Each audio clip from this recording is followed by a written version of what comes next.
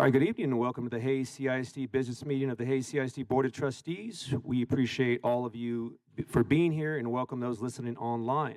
Today is October 27th and the time is 5:30. A quorum has been established.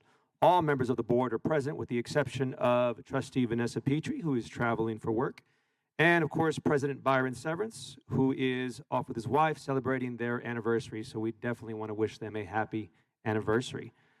But let's get started with the Pledge of Allegiance led by Board Secretary Jeff Seibel.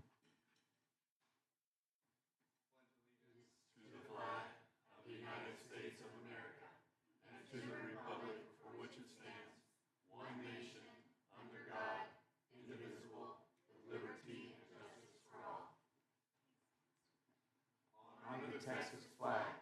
I pledge allegiance to thee, Texas, one state, under God, one and indivisible. All right, we're moving on to item C. This is our mission statement read by Trustee Raul Vela. Hayes CISD makes it 100% possible. Sure does. Thank you, sir. And we're moving on to our social contract read by Trustee Courtney Runkle. The board will trust positive and noble intent, engage with respect, professionalism, and purpose, act with accountability and a growth mindset, and model unity as district ambassadors. And just so you guys know, my screen is not working. All right, thank you. All right, we're moving on to item E. This is our public forum. At this time, we will move on to the public forum comment portion of our meeting. As a reminder, any member of the public who wishes to address the board in a public forum must have completed the green sheet located at the entrance of the meeting room. If you did not sign up, you will not be permitted to speak tonight. Public participation in board meetings is limited to the public forum portion of the meeting, as provided in Board Policy BED Local. Please be aware that the audio and video of the public forum is recorded as part of the recording of the entire meeting and is published on the district's website without alteration. A person who chooses to speak in public forum is consenting to the online publication of their comments. And we do have one green sheet here. This is Miss Alicia Hill. And ma'am, you'll be speaking on an agenda item, so you will have 5 minutes to speak.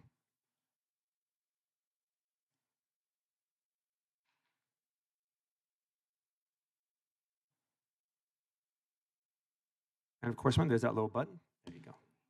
All right. Okay. Good evening. My name is Alicia Hill, Hayes County Chair for Moms for Liberty. One of my mantras, my favorite mantras, is teamwork to make the dream work. And there's also a well-known saying, it takes a village to raise a child. Tonight I come before you as one of your villagers, a mom, a taxpayer, and a SPED parent with a vested interest in children in our community. A villager who believes that when we work together for the good of our children, the entire community benefits. There are two areas where I believe Hayes CISD can move from status quo to pioneering leadership. The first is Senate Bill 13, compliance. Our district has both a legal and a moral obligation to ensure school libraries are compliant with state law. That means removing materials that are pervasively vulgar and devoid of educational value. This is not censorship, it's about stewardship. Schools should not be the distributors of inappropriate content when children are compelled by law to attend.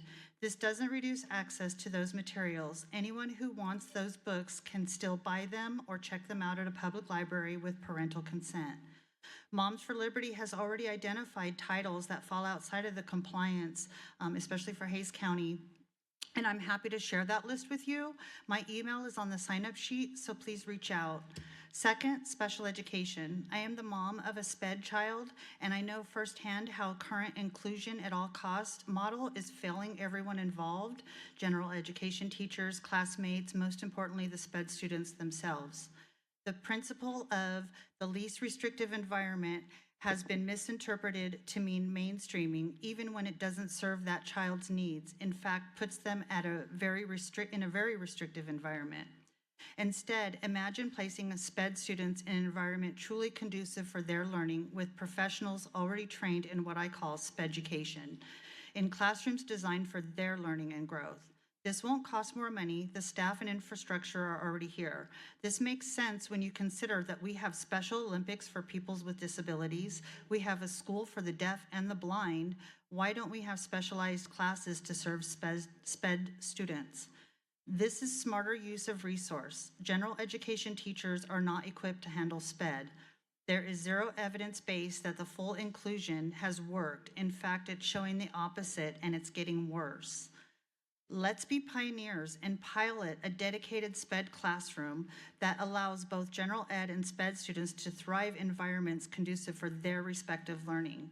When I was in school, we had dedicated SPED classes and no one was left behind, but today everyone is suffering and the STAR tests kind of show that.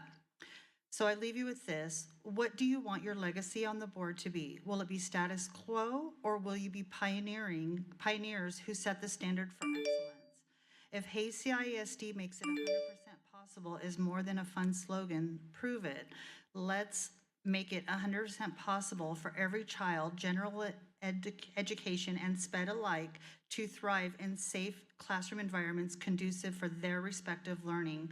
We would love to partner with you on this effort, and you have my contact. Let's collaborate. Thank you. Okay, thank you very much. And we do have a second green sheet. Okay, that will not be happening after all, so I guess that's the end of